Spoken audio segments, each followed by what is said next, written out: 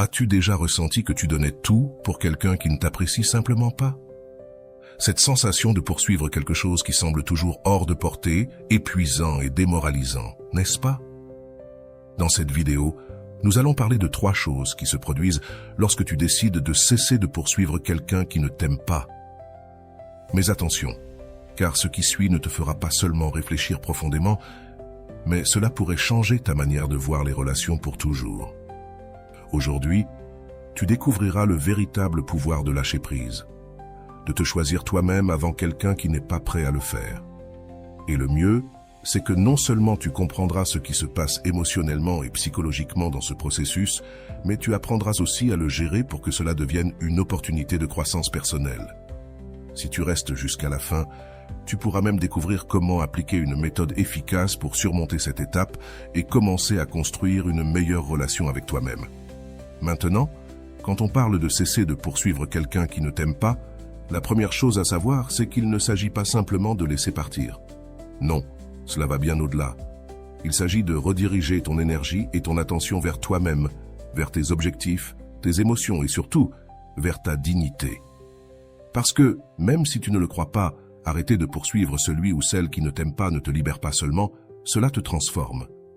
Et en le faisant, des choses se produisent que tu n'avais probablement même pas imaginées. Tout d'abord, tu commenceras à récupérer ton pouvoir. Parce que chaque fois que tu poursuis quelqu'un qui ne te valorise pas, tu remets ton pouvoir émotionnel sur un plateau d'argent. Ce pouvoir que tu devrais utiliser pour construire ton estime de soi, pour préserver tes limites et pour continuer à grandir en tant que personne. Cesser de poursuivre ne signifie pas abandonner. Cela signifie prendre une décision consciente de te choisir toi. Et crois-moi, quand cela se produit, le changement est tellement radical qu'il te surprendra. Ensuite, tu remarqueras que le vide que tu ressentais commence à se remplir. C'est comme si, en lâchant cette obsession, tu ouvrais de l'espace pour de nouvelles choses, des expériences, des personnes, des émotions qui valent vraiment la peine. C'est ici que ça devient intéressant, car lâcher prise n'est pas un acte passif, c'est un acte de création. En cessant de poursuivre, tu te permets de construire quelque chose de beaucoup plus grand et significatif pour toi. Et enfin, peut-être le plus frappant, tu découvriras la vérité derrière tes propres émotions. Parfois, ce n'est pas la personne elle-même qui te fait la poursuivre, mais l'idée de ce qu'elle représente. Peut-être cherches-tu une validation, une peur de la solitude, ou même un schéma que tu répètes sans t'en rendre compte. Mais attention, car ce que je vais te dire change tout.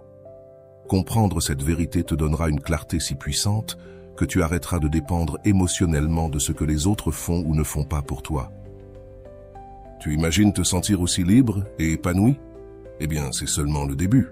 Dans les sections suivantes, nous allons explorer les racines psychologiques de ce comportement, en citant les meilleurs experts en la matière, y compris Rolando, qui a une vision fascinante sur l'amour de soi et les relations. Alors prépare-toi, car ce qui va suivre te donnera les outils dont tu as besoin pour transformer complètement ta perspective et bien sûr, ta vie. Avant d'aller loin, je te serais reconnaissant si tu mets un j'aime à la vidéo, cela m'aiderait à continuer de diffuser cette philosophie. Si tu n'es pas encore abonné, je te recommande de t'abonner et d'activer la cloche pour ne manquer aucune vidéo. As-tu déjà pris un moment pour réfléchir à la façon dont le fait de poursuivre quelqu'un qui ne t'aime pas te fatigue peu à peu? C'est comme courir après un mirage dans un désert infini. Plus tu cours vite, plus cela semble loin. Mais que se passerait-il si tu t'arrêtais simplement? C'est ce sujet que nous allons développer aujourd'hui, et je t'assure que ce que tu découvriras pourrait changer ta vie émotionnelle à jamais. Cesser de poursuivre quelqu'un qui ne t'aime pas n'est pas un acte de faiblesse, c'est un acte d'amour-propre. C'est un moment de clarté où tu décides que ton énergie, ton temps et tes émotions méritent un meilleur destin. Mais que se passe-t-il réellement quand tu prends cette décision? Les réponses sont surprenantes et en même temps libératrices. Tout d'abord, il est important de reconnaître quelque chose d'essentiel. Poursuivre quelqu'un qui ne te valorise pas n'affecte pas seulement tes émotions, cela affecte aussi la façon dont tu te vois toi-même. Combien de fois t'es-tu regardé dans le miroir en te sentant insuffisant parce que cette personne ne t'accorde pas l'attention que tu désires tant? C'est comme un cycle sans fin de l'autocritique où tu commences à te remettre en question sur des choses qui n'ont aucun sens. Est-ce mon apparence? Est-ce ma personnalité? Qu'est-ce que je fais mal? Ce que tu ne vois pas à ce moment-là, c'est que la véritable question ne réside pas dans ce qui te manque, mais dans ce que tu donnes sans rien recevoir en retour. Tu remets ta dignité, ton temps et ton énergie émotionnelle à quelqu'un qui, probablement, ne le mérite même pas. Lorsque tu choisis de t'arrêter, quelque chose de magique commence à se produire. Ta perception change. C'est comme si soudainement un rideau se levait et que tu pouvais voir les choses avec une clarté qui te semblait auparavant impossible. Tu te rends compte que le manque de réciprocité n'a rien à voir avec toi, mais avec les limitations de l'autre personne. À ce moment-là, tu commences à récupérer quelque chose d'inestimable, ta paix intérieure. Poursuivre quelqu'un qui ne t'aime pas, c'est comme porter un sac à dos rempli de pierres. Chaque pas devient plus lourd, plus douloureux, plus frustrant. Mais lorsque tu choisis de lâcher cette charge, tu ressens quelque chose que tu avais oublié, la légèreté. Il est important de comprendre que lâcher prise n'est pas facile. Au début, cela peut être terrifiant. Nous sommes tellement habitués à nous accrocher à ce que nous connaissons, même si cela nous fait du mal, que l'idée de lâcher semble être un abîme. Mais voici l'astuce. En lâchant, tu ne perds rien, tu gagnes de l'espace pour toi-même, pour tes rêves, pour les personnes qui te valorisent vraiment. Et le plus surprenant de tout, c'est qu'en lâchant prise, souvent cette personne commence à remarquer ton absence. C'est comme si soudainement ton énergie cessait de nourrir son ego et qu'elle était obligée de faire face à sa propre réalité. Ils ne reviendront pas toujours, et c'est bien ainsi. Parce que l'objectif n'est pas de les récupérer, l'objectif est de te récupérer toi. Un autre changement qui se produit est que tu commences à découvrir ce que tu veux vraiment dans une relation. Lorsque tu arrêtes de poursuivre, tu te donnes le temps et l'espace pour réfléchir à tes besoins, tes limites et tes critères. C'est un moment d'autodécouverte qui peut être aussi puissant que révélateur. Mais attention, car voici quelque chose de crucial. Ce processus n'est pas linéaire. Il y aura des moments où tu te sentiras fort et d'autres où tu voudras retourner à ce schéma de recherche. C'est normal, car le changement émotionnel est un chemin semé d'embûches. L'important est de ne pas perdre de vue ton objectif, ton bien-être émotionnel. Si tu crois en l'importance de l'amour-propre, écris en commentaire « Je suis mon meilleur investissement ». Maintenant, que se passe-t-il lorsque tu décides d'investir tout ce temps et cette énergie en toi-même? C'est là que la magie commence réellement. Tu commences à remarquer des choses qui passaient auparavant inaperçues, tes talents, tes passions, tes forces. C'est comme redécouvrir, après t'être perdu dans le labyrinthe de la poursuite de quelqu'un d'autre. Ce que peu mentionnent, c'est que ce processus t'aide aussi à développer une nouvelle relation avec toi-même. Tu commences à te parler avec plus de bienveillance, à être plus compréhensif envers tes erreurs et à célébrer tes réussites, même les petites. C'est un changement subtil, mais transformateur. En plus, lorsque tu cesses de poursuivre, tu envoies un message clair à l'univers. Je suis prête à recevoir ce que je mérite vraiment. Et bien que cela semble un peu abstrait, c'est réel. Ton énergie change et cela attire des personnes et des expériences qui sont alignées avec ta nouvelle perspective. Il est important de mentionner que ce processus implique aussi un deuil, car même si la relation n'a jamais été réciproque, lâcher prise fait mal. Mais cette douleur est temporaire, et ce qui est plus important encore, c'est qu'elle te mène vers la guérison. Comme le dit Rolando, l'acte de lâcher prise n'est pas une fin, c'est un commencement. C'est le moment où tu décides que tu mérites quelque chose de mieux. Et ça, en soi, c'est déjà une victoire. Au fur et à mesure que tu avances sur ce chemin, tu remarqueras que tu commences à valoriser davantage ton temps et ton énergie. Tu n'es plus disposé à les offrir à n'importe qui. Et cela, c'est un signe clair de croissance émotionnelle. Et voici ce qui est le plus intéressant. Lorsque tu te choisis toi-même, les bonnes personnes commencent à le remarquer. Pas parce que tu les poursuis, mais parce que ton énergie reflète confiance, clarté et amour-propre. Ce n'est que le début. Dans la prochaine partie, nous explorerons les racines psychologiques de ce comportement, en citant les experts les plus pertinents, et bien sûr, Rolando, dont la perspective sur l'amour de soi et les relations changera ta manière de comprendre ce processus. Un aspect que nous ignorons souvent, c'est la façon dont notre estime de soi se mêle à ce besoin de poursuivre quelqu'un qui ne nous aime pas. C'est comme si nous cherchions une validation au mauvais endroit, en attendant que quelqu'un d'autre nous dise que nous sommes suffisants. Mais voici la vérité. La validation qui compte vraiment vient de toi. Et lorsque tu commences à travailler sur cette validation intérieure, quelque chose d'extraordinaire se produit. Tu deviens plus conscient de ta propre valeur. Tu n'as plus besoin que quelqu'un d'autre te le confirme, car tu le ressens, tu le sais, tu le vis. C'est un changement qui ne touche pas seulement tes relations, mais toutes les sphères de ta vie. Cela ne veut pas dire que le processus sera facile. Il y aura des moments où tu te demanderas si tu as fait le bon choix, si lâcher prise en vaut vraiment la peine. Ce sont ces moments où tu dois te rappeler pourquoi tu as commencé ce voyage. Pour te libérer de la dépendance émotionnelle et construire une vie meilleure pour toi. Une vie plus authentique. Quelque chose de curieux, c'est qu'en arrêtant de courir après quelqu'un, tu arrêtes aussi d'idéaliser cette personne. C'est comme si, soudainement, les défauts que tu ignorais auparavant devenaient visibles. Et ce n'est pas parce que la personne a changé, mais parce qu'à présent, tu as une perspective plus claire et objective. De plus, lorsque tu arrêtes de chercher constamment l'attention de quelqu'un, tu commences à apprécier davantage les relations que tu as déjà. Tu te rends compte qu'il y a des personnes dans ta vie qui ont toujours été là pour toi, mais que tu n'avais peut-être pas suffisamment valorisées. C'est un cycle d'apprentissage continu, car en lâchant prise avec ceux qui ne te veulent pas, tu apprends aussi à accepter que tu ne peux pas contrôler les actions ni les sentiments des autres. Cela ne te libère pas seulement, mais cela t'enseigne également à établir des limites saines dans toutes tes relations. En paroles de Carl Jung, ce à quoi tu résistes persiste.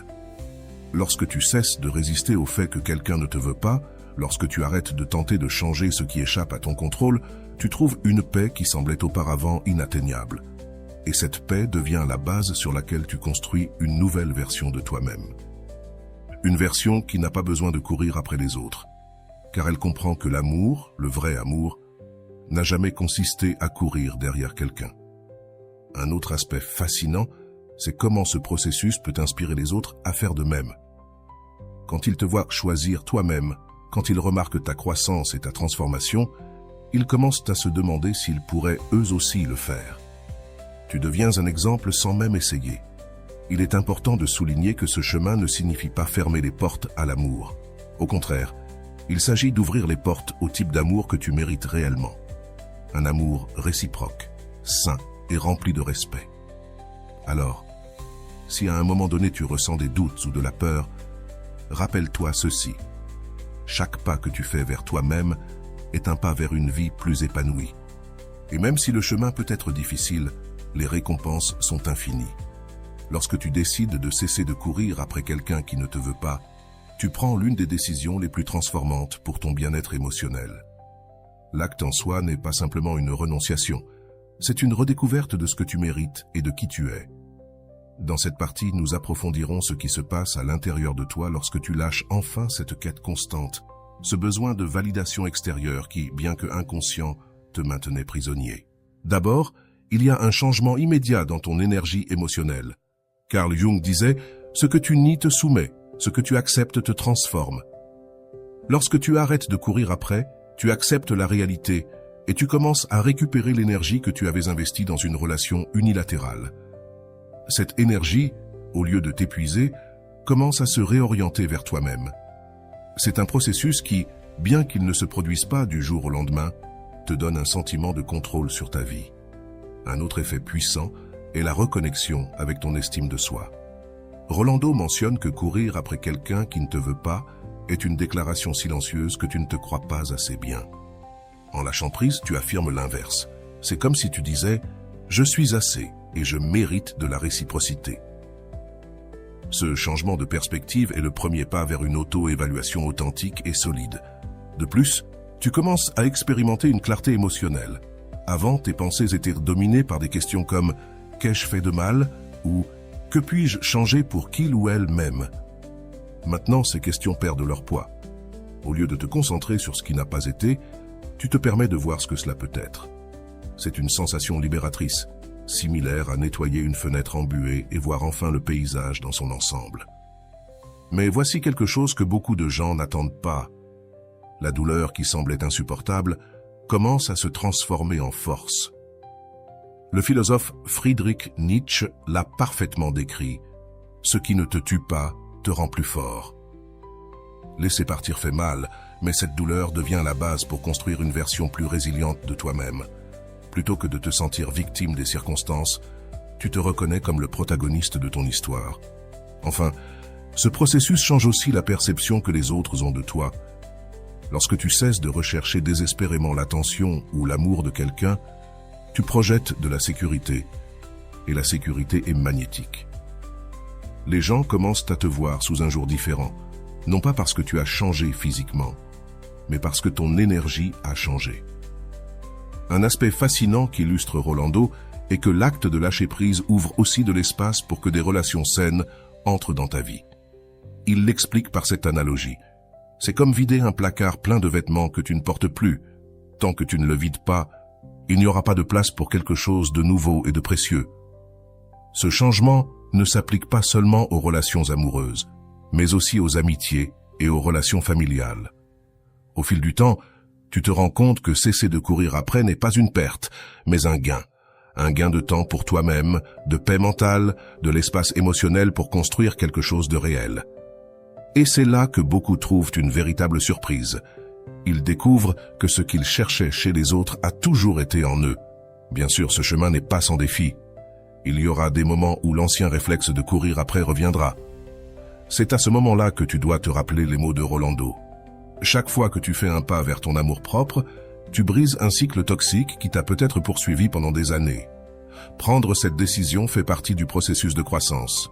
De plus, il est essentiel de comprendre que l'absence de cette personne ne définit pas ta vie.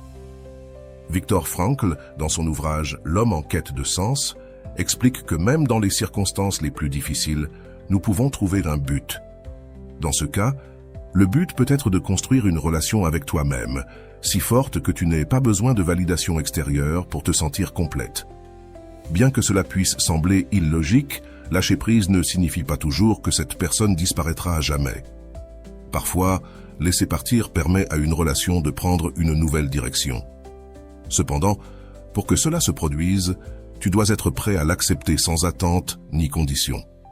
Un autre changement significatif se produit dans ta mentalité. Tu commences à privilégier ton bien-être émotionnel et mental sur la nécessité de t'adapter ou d'être accepté par quelqu'un. Ce n'est pas de l'égoïsme, c'est de l'auto-soin. En établissant cette limite, tu ne protèges pas seulement ton énergie, mais tu envoies aussi un message clair aux autres sur ce que tu es prêt à accepter et ce que tu ne l'es pas. C'est ici que la perspective d'Eric Fromm sur l'amour devient pertinente. Il disait que l'amour immature dit « Je te veux, c'est pourquoi je t'aime ». L'amour mature dit « Je t'aime, c'est pourquoi je te veux ».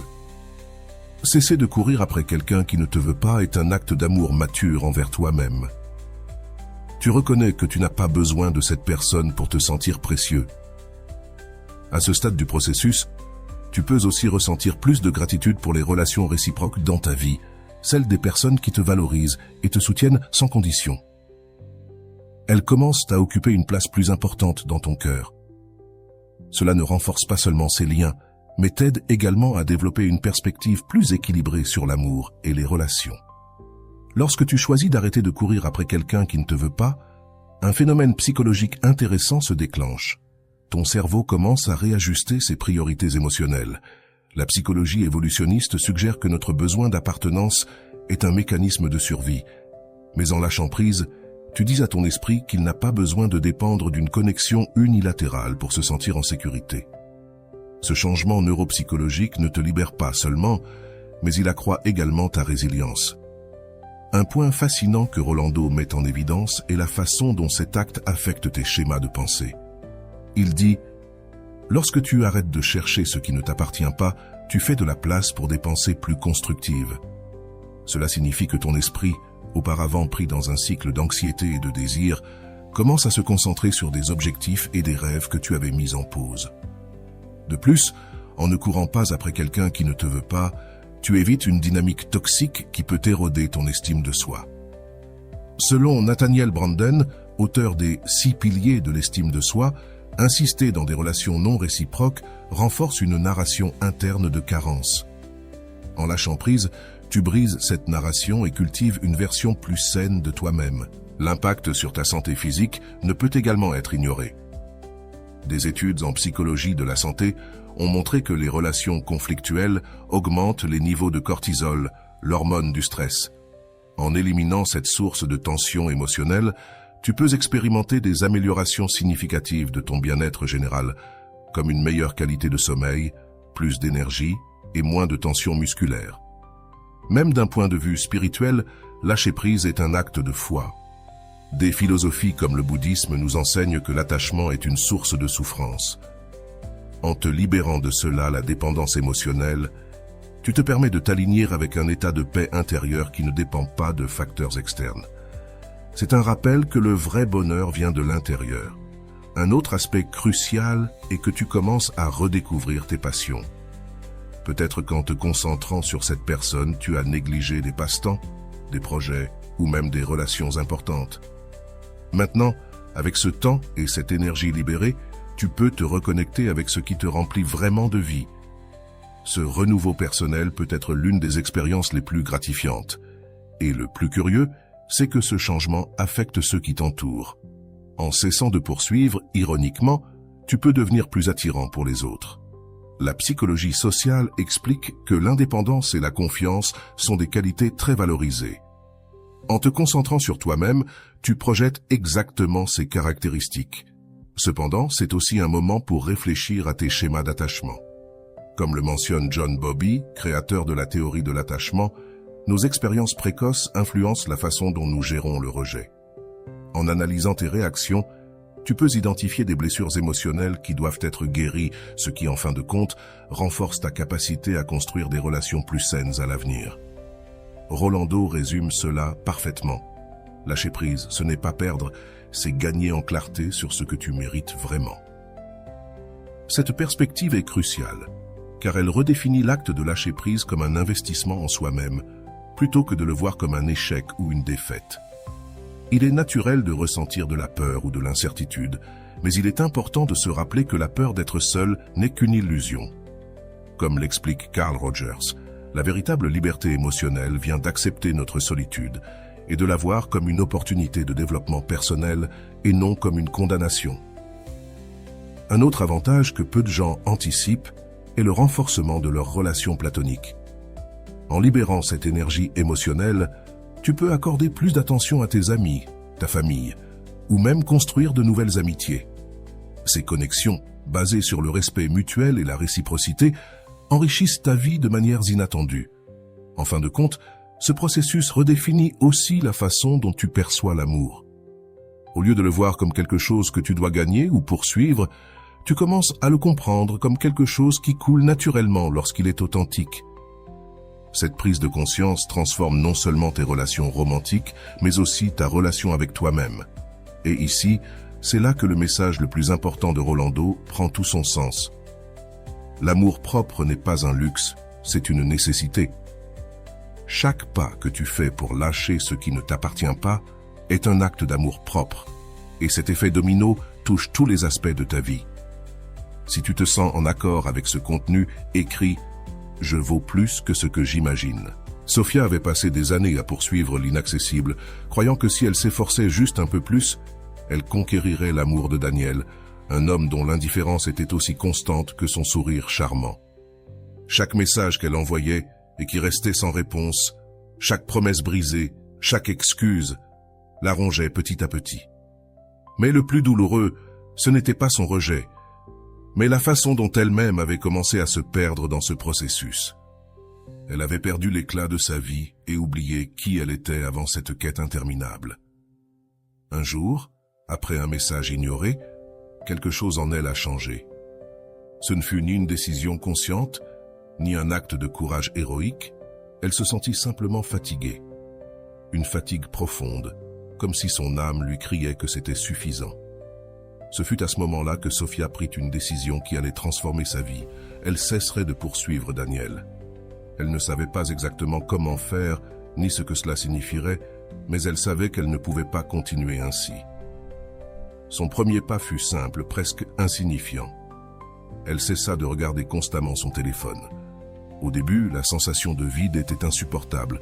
Son esprit était envahi de questions et de fantasmes, se demandant ce qu'il faisait, s'il avait remarqué son absence. Mais avec le temps, quelque chose d'étrange se produisit. Sofia découvrit qu'elle avait désormais l'espace mental pour penser à d'autres choses. Elle se souvint d'un vieux rêve qu'elle avait abandonné, apprendre à peindre. Un après-midi, presque sur un coup de tête, elle acheta une toile et des aquarelles et commença à jouer avec les couleurs, sans savoir exactement ce qu'elle faisait. Ce qui avait commencé comme une simple expérience devint vite une thérapie inattendue. À chaque coup de pinceau, Sofia commença à se retrouver. Elle peignait des émotions, des paysages qui n'existaient que dans son esprit, des moments qu'elle rêvait de vivre. Elle n'était pas la meilleure artiste, mais peu importait. Chaque tableau était un petit rappel qu'elle pouvait créer quelque chose de beau, sans avoir besoin de la validation de quiconque. Elle commença à partager ses œuvres sur les réseaux sociaux, et à sa grande surprise, elle reçut des éloges et des messages de soutien de personnes qu'elle ne connaissait même pas. Pour la première fois depuis longtemps, elle sentit que son monde s'élargissait, au lieu de se réduire. Cependant, tout ne fut pas facile. Il y eut des jours où l'envie de lui écrire à Daniel était accablante, des jours où elle doutait de sa décision et se demandait si elle n'avait pas été trop radicale. Mais dans ces moments-là, elle se rappelait une phrase qu'elle avait lue dans l'un des livres recommandés par son thérapeute: « La paix ne vient pas en s'accrochant, mais en lâchant ».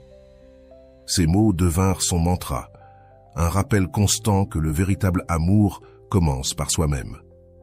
Peu à peu, elle commença à construire une nouvelle vie, mais ce qu'elle ne savait pas, c'est que ce voyage ne faisait que commencer. Les leçons les plus importantes étaient encore à venir. À mesure que les jours se transformaient en semaines, Sofia commença à remarquer des changements subtils autour d'elle. Elle ne vérifiait plus compulsivement ses réseaux sociaux pour voir si Daniel publiait quelque chose de nouveau, ni ne s'arrêtait dans les endroits qu'il fréquentait dans l'espoir d'une rencontre fortuite. Le plus frappant fut de se rendre compte de combien de temps et d'énergie elle avait gaspillé à essayer de s'intégrer dans un endroit où elle n'avait jamais été bienvenue. Cette révélation ne la rendit pas triste, mais lui donna un étrange sentiment de liberté.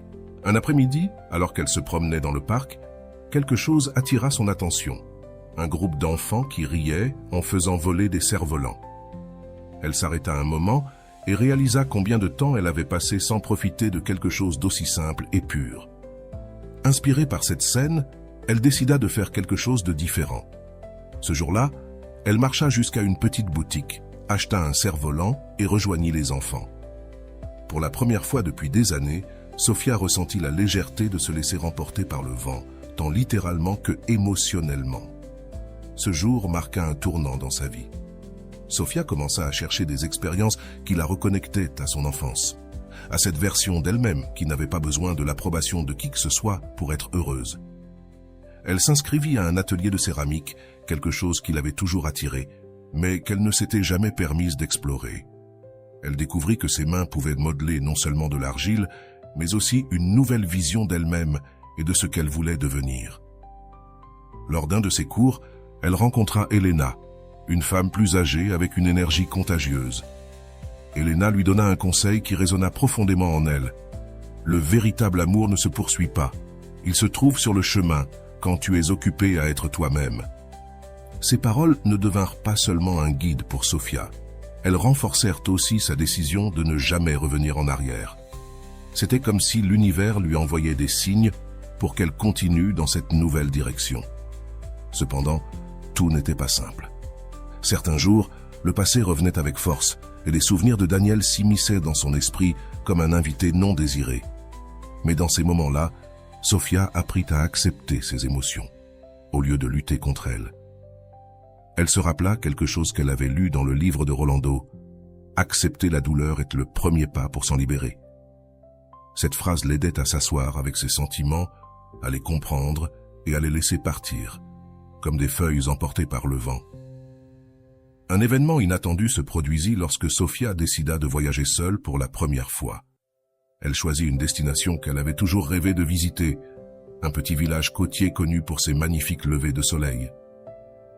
Loin de sa routine et des souvenirs qui la liaient, elle se permettait de se reconnecter à son esprit aventurier. Elle marchait sur la plage au lever du soleil, ressentant la brise sur son visage et le sable entre ses doigts. Cela lui rappela de ne jamais minimiser sa valeur pour qui que ce soit, Je suis digne d'amour, et cet amour commence avec moi, écrivit-elle. Elle conserva cette lettre dans sa valise comme un souvenir tangible de son engagement envers son propre bonheur. Ce petit geste symbolique marqua le début d'un nouveau chapitre de sa vie. De retour chez elle, les choses commencèrent à s'imbriquer d'une manière qu'elle n'avait pas anticipée. Sa confiance en elle-même était désormais palpable et contagieuse. Les personnes autour d'elle commencèrent à remarquer sa transformation et à la chercher pour des conseils ou simplement pour être proche de sa nouvelle énergie. Sophia se rendit compte qu'en cessant de poursuivre, elle avait commencé à attirer ce qu'elle avait toujours recherché. En lisant un livre, un inconnu s'est approché pour parler de l'auteur. Avant, Sophia aurait ressenti de l'anxiété ou de la nervosité, mais cette fois, elle s'est permis de profiter de la conversation sans aucune attente. C'était un rappel que les connexions authentiques ne se forcent pas, elles se produisent simplement. Sophia ne construisait pas seulement une vie plus riche et épanouissante, elle apprenait aussi à s'ouvrir à de nouvelles possibilités, mais sans perdre son propre centre. Ce processus, bien que difficile, lui a enseigné que l'amour le plus durable et important serait toujours celui qu'elle construirait avec elle-même. Et bien que le chemin venait tout juste de commencer, Sophia savait qu'elle était maintenant mieux préparée à le parcourir. De retour à sa routine, Sophia se rendit compte que les petits détails avaient désormais une nouvelle signification. Une tasse de café le matin, une promenade au crépuscule, ou même le bruit de la pluie étaient devenus des moments remplis de gratitude. Elle avait cessé de chercher quelque chose ou quelqu'un pour combler les vides de sa vie, car peu à peu, ces vides commençaient à disparaître. Chaque pas qu'elle faisait lui rappelait que son bonheur ne dépendait de personne d'autre qu'elle-même. Un après-midi, en organisant son armoire, elle trouva une boîte de souvenirs qu'elle avait gardée pendant sa relation. Des photos, des lettres, des petits cadeaux. Chaque objet semblait un écho lointain d'un chapitre qu'elle avait refermé. Plutôt que de se sentir nostalgique, Sophia décida de donner ce dont elle n'avait plus besoin et de garder uniquement ce qui lui rappelait les leçons apprises. Ce fut un acte libérateur, une manière symbolique de dire adieu au passé. Dans son travail, les choses commencent aussi à changer. Sophia remarqua qu'elle devenait plus assertive, plus sûre d'elle pour exprimer ses idées et ses opinions. Ce changement ne passa pas inaperçu auprès de ses collègues ni de son patron, qui la considéra même pour diriger un nouveau projet. Alors qu'auparavant elle aurait douté de ses capacités, aujourd'hui elle relevait les défis avec enthousiasme, sachant que la seule limite était celle qu'elle se fixait. Une soirée, pendant un dîner entre amis, la conversation porte sur les relations passées et la manière dont chacune d'elles avait façonné leur vie. Lorsque l'on demanda à Sophia ce qu'elle pensait de Daniel, elle sourit et répondit « Il a été une partie importante de mon histoire, mais ce n'est pas la fin de mon livre. » Cette phrase résonna chez ses amis qui la félicitèrent pour sa maturité et sa perspective. À ce moment-là, Sophia comprit que son voyage ne la transformait pas seulement, mais aussi les personnes autour d'elle. L'univers semblait récompenser sa croissance.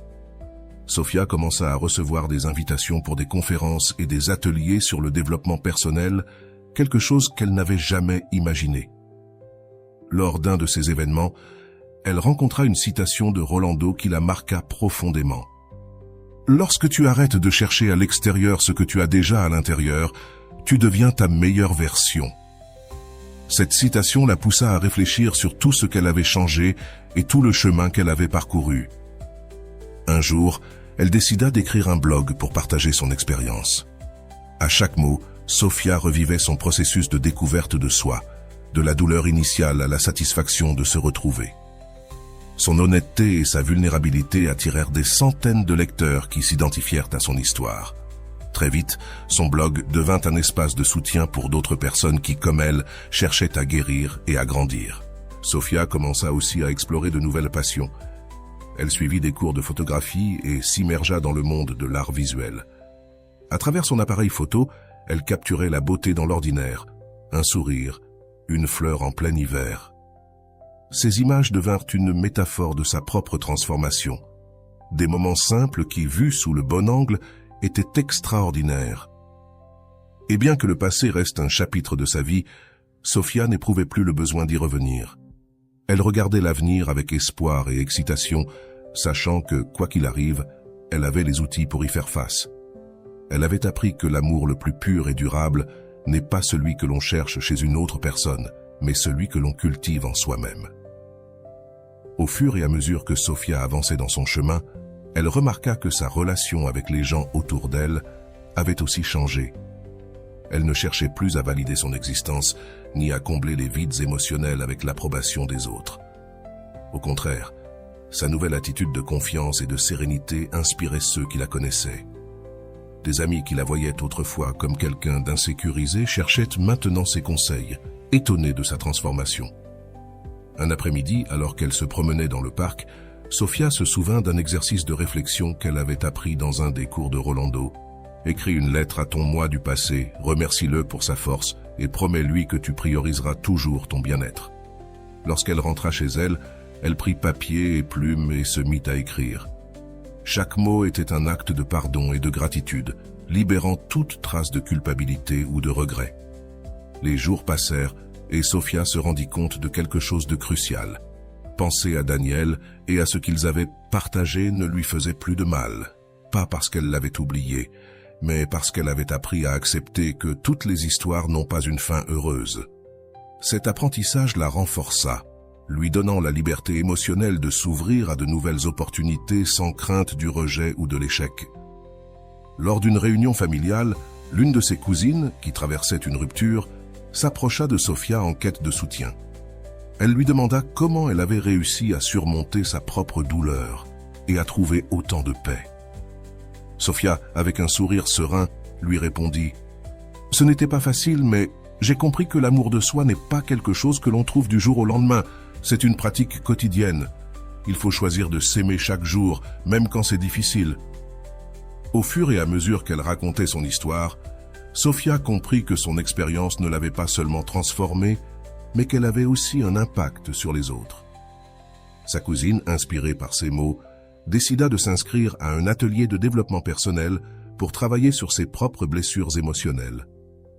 Pour Sophia, ce petit acte était la preuve que son processus de guérison avait un but plus grand. Un jour, en consultant son blog, elle trouva un message d'une lectrice qui la remerciait d'avoir partagé son parcours.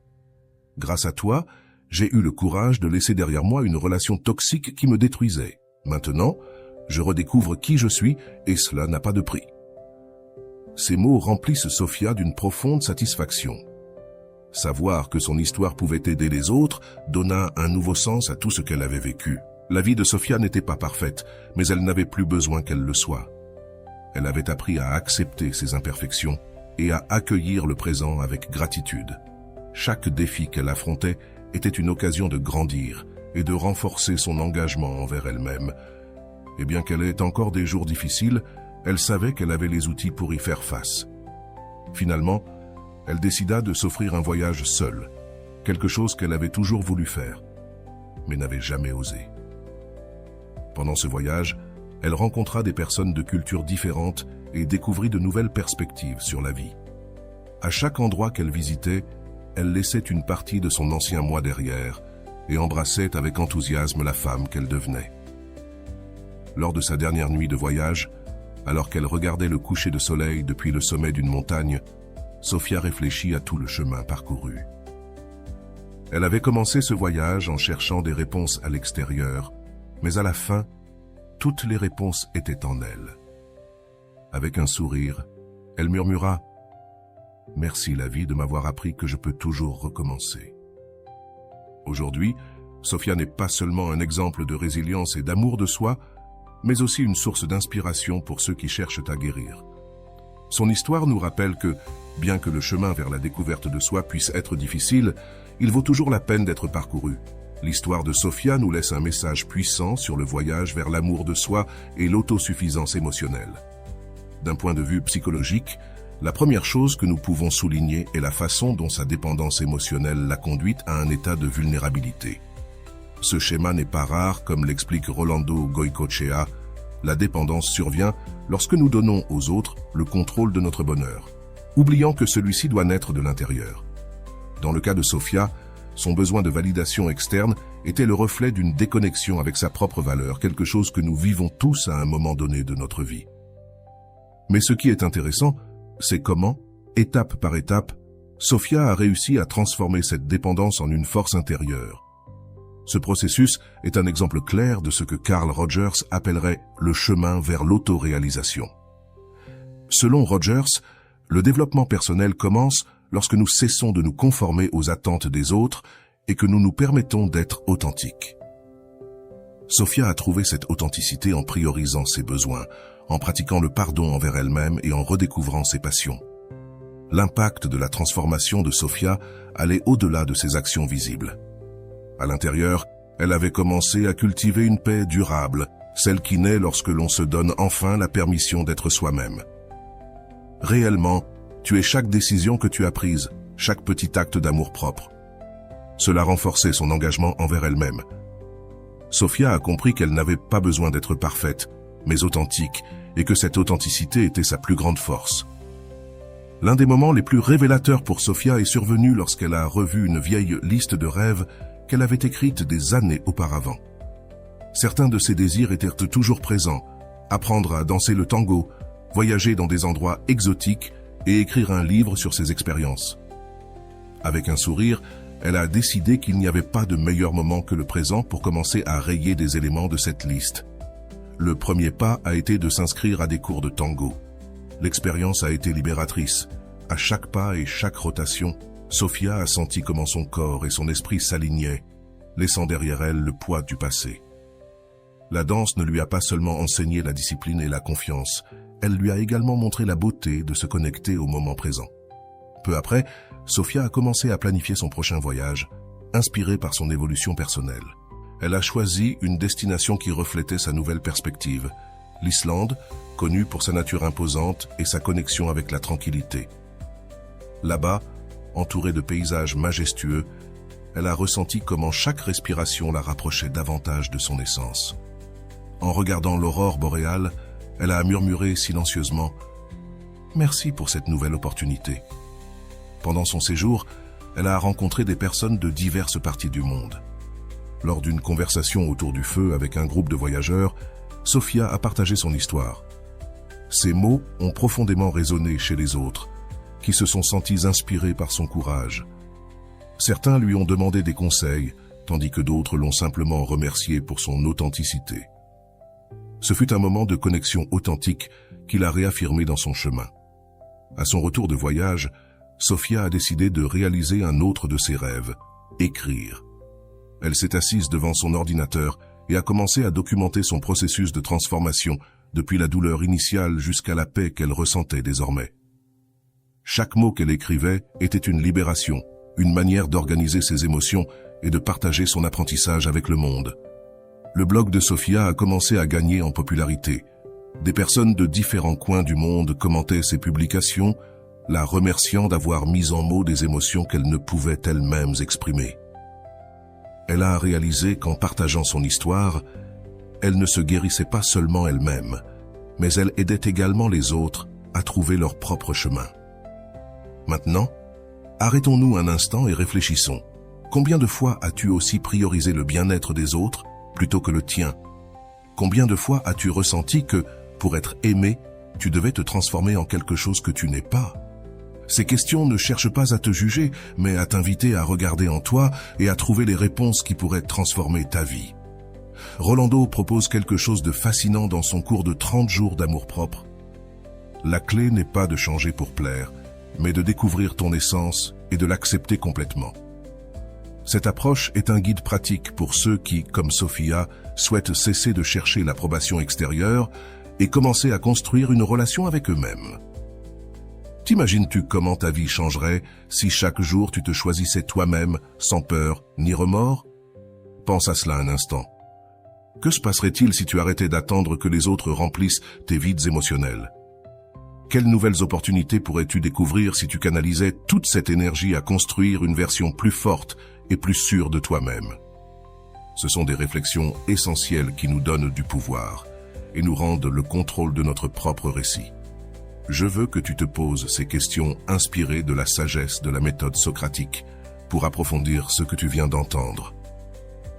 Quelle croyance as-tu sur l'amour-propre et comment affecte-t-elle tes relations? Qu'est-ce qui t'empêche, en ce moment, de prioriser toi-même, Quel petit changement pourrais-tu faire aujourd'hui pour te rapprocher de ta meilleure version? Et maintenant, je veux en savoir de toi. Quelle leçon tires-tu de cette histoire? As-tu vécu quelque chose de similaire ou connais-tu quelqu'un qui pourrait bénéficier de ce contenu? Si ce message t'inspire, écris dans les commentaires « Lâcher prise est ma force ». Laisse-moi tes commentaires ici en bas.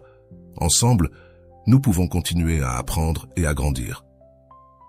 Merci d'être ici. La transformation commence par une décision. Ce n'est pas facile. Cela ne se fait pas du jour au lendemain.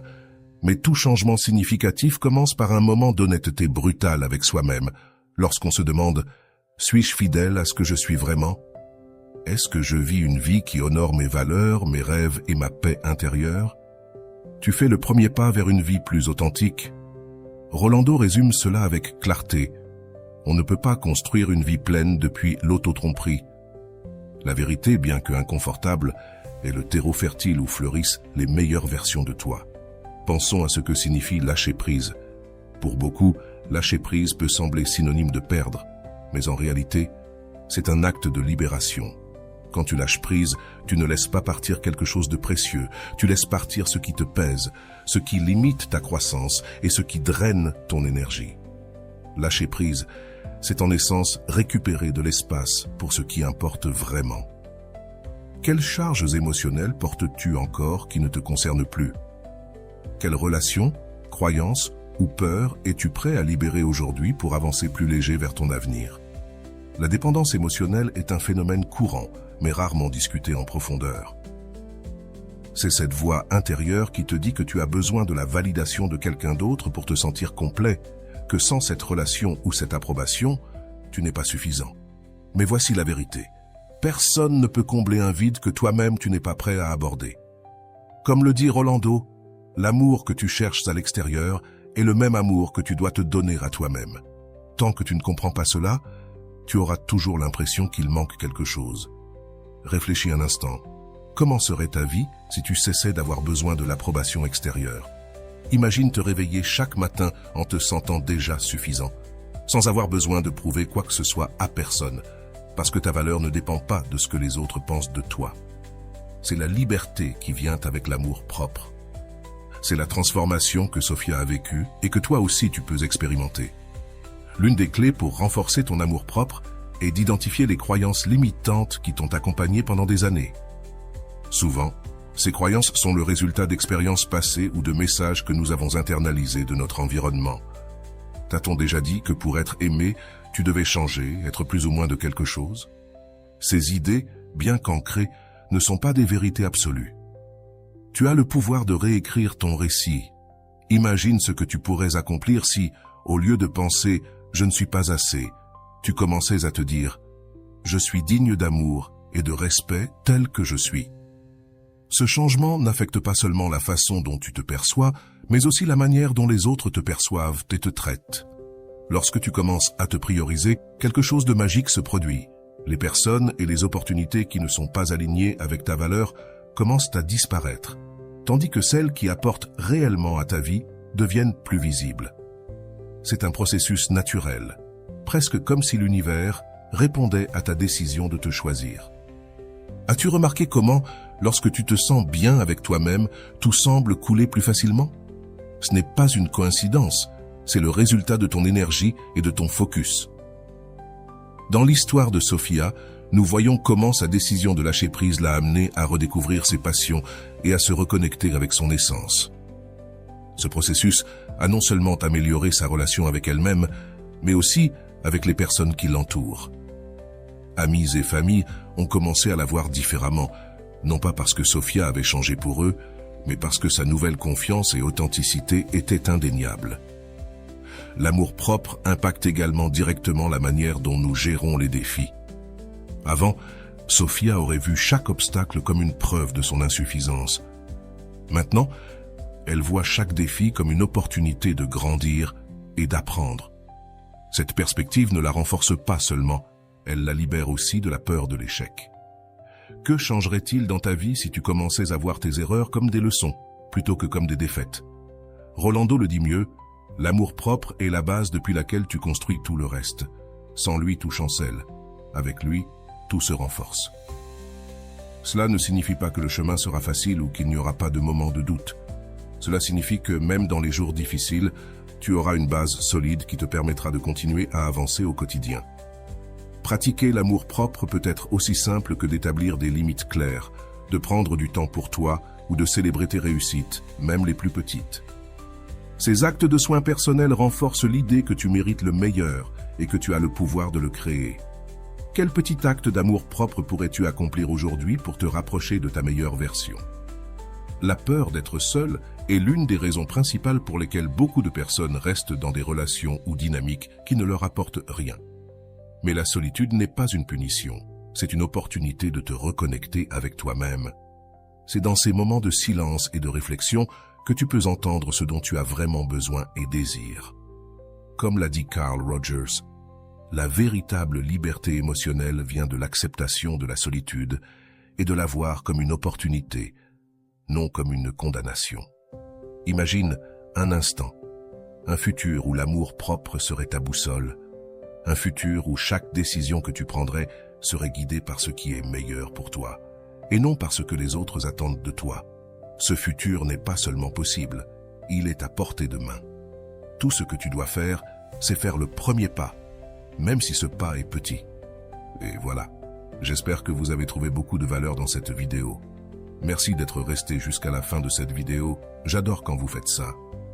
Si vous voulez une autre vidéo sur ce sujet, écrivez en commentaire « J'en veux encore plus ». J'espère vous revoir dans une autre vidéo.